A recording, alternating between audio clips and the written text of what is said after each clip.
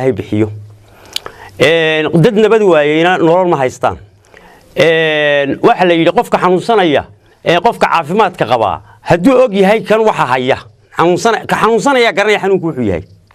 nabad waxa garanaya maanta kuwa aan haysan in caruurtoodii dabka ku soolan tahay ee adduunyada hareerihiina inagu se ilaahay ma hadii nabad baynu haysanaa waxay faa'iidada ay leedahay ay tahay qof aan nabad haysan biyo ma cabo qof aan nabad haysan ma seexdo qof aan nabad haysan ma tukado qof aan nabad haysan ilaahay ma caabudo qof aan nabad haysan teen nabad waxa weeye wax ka qaalisan oo alla bixiya ma jiro marka wax lagu nabadi waa waxaynu dunida ku joognaa waa waxyaabaha alla bixiyo waxyaabaha ugu qaalisan dalkeena ilaahay nimco iyo barwaaqo iyo baraare ha galiye waxa jira wax la yiraahdo ammaanka inaga ku nool qofku dal haduu ammaan waayo qofku ma sameeyo nolol ma haysto ma shaqaysto ma seexdo ma fariisto ma ordo ma joogo ma jiifo ammaanku waa wax wanaagsan waa shayga ugu qaalisan ee ilaahay wuxuu bixiyo waxyaalaha marka caafimaadka laga tago iyo ubadka iyo arsaaqda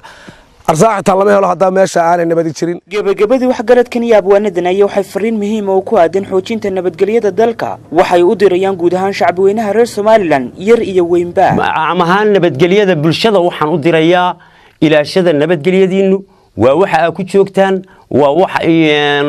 qof dan leeyahay idin gelinin isagoo oo aan damba kala hayn wixii dhacaya ayuu idinku gelinin ina fadhigiina ka kacdaan iyo guriga jiiftan iyo hurdadiina ina ka kacdaan qof bil aadiyo idin gelinin marka waxa weeye ilaashada nabadgelyo qof yar iyo qof weyno waxa aynu maanta ku fadhina waa nabadgelyo ilaashada horta nabadu waa nolosha halka ugu qiimaha dadweynaha reer Soomaaliland waar waxaynu ku meel maray oo inoo caada inaynu ammaanka ilaalino oo samaanta meel uga soo wada jeedno waar sidii aynu u ilaalin jiray ee samaha meel uga soo wada jeedi jiray mid yar iyo mid inaynu isku meel uga soo jeedno nabadda ayaa shay laga dhaxlo horumar